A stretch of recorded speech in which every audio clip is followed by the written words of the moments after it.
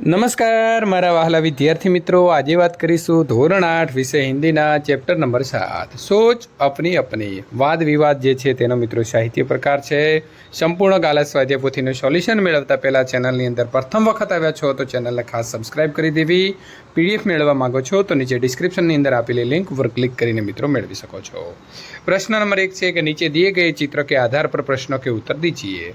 प्रथम તમારે આ પહેલું ચિત્ર છે, ચિત્ર નંબર 1 ધ્યાનપૂર્વક મિત્રો અભ્યાસ કરવાનો છે અને ત્યારબાદ ચિત્ર નંબર 2 બંનેનો ચિત્રનો તમે અભ્યાસ કરી લીધો છે તો હવે આપણે એનો જે પ્રશ્નો છે તેનો જવાબ અહીં લખીશું। दोनों चित्रों में क्या अंतर है? दोनों चित्रों में से एक चित्र गांव का है और दूसरा नगर का है। गांव का चित्र में नदी है, उसके घाटों पर नहाते, कपड़े धोते, पानी भरते और काम करते लोग हैं, लेकिन गांव में बड़ी शांति का वातावरण होता है।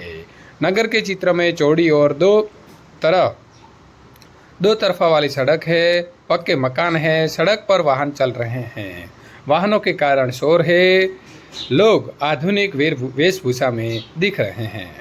गांव तथा नगर के जीवन में क्या अंतर है और तुम्हें कौन सा जीवन रुचिकर लगता है? गांव के जीवन में सादगी, सरलता है, किसी तरह की बनावट और तड़क भड़क नहीं है।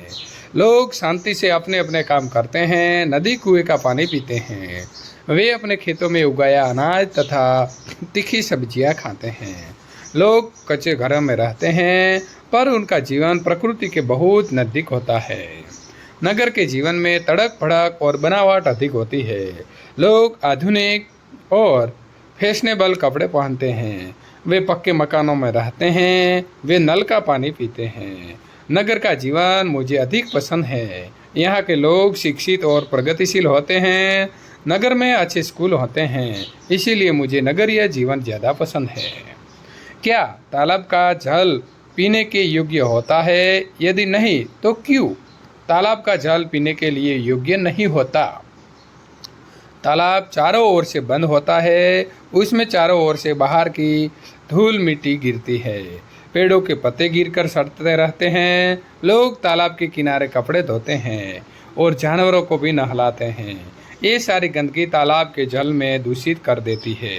ये दूषित जल पीने से हैजा, पैचेजी आदि तरह तरह के जानलेवा बीमारियां होने की पूरी संभावना होती है, इसीलिए तालाब का जल पीने के योग्य नहीं होता। विज्ञान वरदान या तो अभिशाप, इस विषय पर संक्षिप्त में निबंध लिखिए।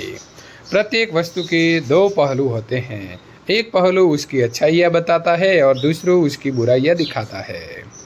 विज्ञान को भी इसी कसौटी पर कसे तो सबसे पहले उसके अच्छे पहल हमारे सामने आते हैं। विज्ञान ने बिजली की खोज कर मानव जाति पर बड़ा उपहार किया है। ट्यूबलाइट, पंखे, एसी, कूलर, फ्रिज और बिजली से चलने वाले अन्य मशीन विज्ञान के अद्भुत देन हैं। टेलीफोन और मोबाइल हमें विज्ञान से मिले हैं। कंप्यूटर देकर तो विज्ञान ने आज की दुनिया की बदल डाली है। इस सब वैज्ञानिक आविष्कारों के साथ ही विज्ञान ने बंदूक, परमाणु बम जैसे हिंसा और विनाश के साधन भी हमें दिए हैं। विज्ञान के कारण आज जल, थल और वायु में प्रदूषण भी बढ़ा है, उसमें संदेह नहीं किया कि ये विज्ञान के अभिशाप है। कलम या तलवार कौन शक्तिशाली है? अपने विचार कारण सहित बताइए। कलम लिखने का काम करती है, तलवार युद्ध में काम आती है। कलम के साथ दिमाग की शक्ति जुड़ी है, तलवार के साथ शारीरिक बल जुड़ा है।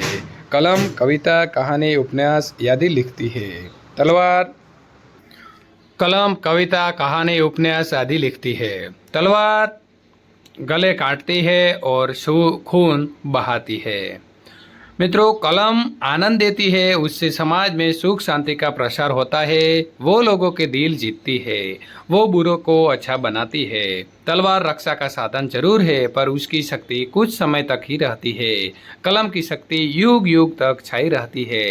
इसीलिए मेरे विचार से तलवार की अपेक्षा कलम ही अधिक शक्तिशाली है।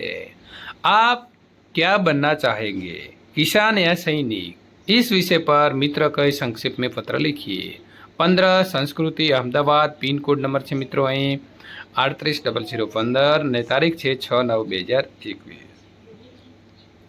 प्रिय मित्र राज, सप्रेम नमस्ते। बहुत दिनों बाद तुम्हारा पत्र आया। चित्रकला प्रतियोगिता में प्रथम पुरस्कार मिलने पर तुम्हें ढेर सारी बधाई। पत्र में तुमने पूछा है किसान या सैनिक बनने के बारे में तुम्हारी पसंद क्या है, क्योंकि हमारे देश में किसान और सैनिक दोनों का महत्व है। फिर भी मैं तो किसान बनना ही पसंद करूंगा। ली तुम्हारा मित्र आर्य सखिया। निम्नलिखित सामग्री के आधार पर प्रश्नों के उत्तर लिखिए। तो મિત્રો અહીં સંપૂર્ણ તમને માહિતી આપેલી છે અને આનો તમારે અભ્યાસ કરી લેવાનો છે। હવે આપણે તેના ઉપરથી પ્રશ્નો પૂછેલા છે તેનો જવાબ લખીશું। अंतरिक्ष की किस घटना से वैज्ञानिक उत्साहित है? वैज्ञानिक इस घटना से उत्साहित है कि अंतरिक्ष में पृथ्वी जैसा एक नया ग्रह जन्म ले रहा है। पृथ्वी जैसा ग्रह बनने के लिए अंतरिक्ष में किस प्रकार की स्थिति होना आवश्यक है?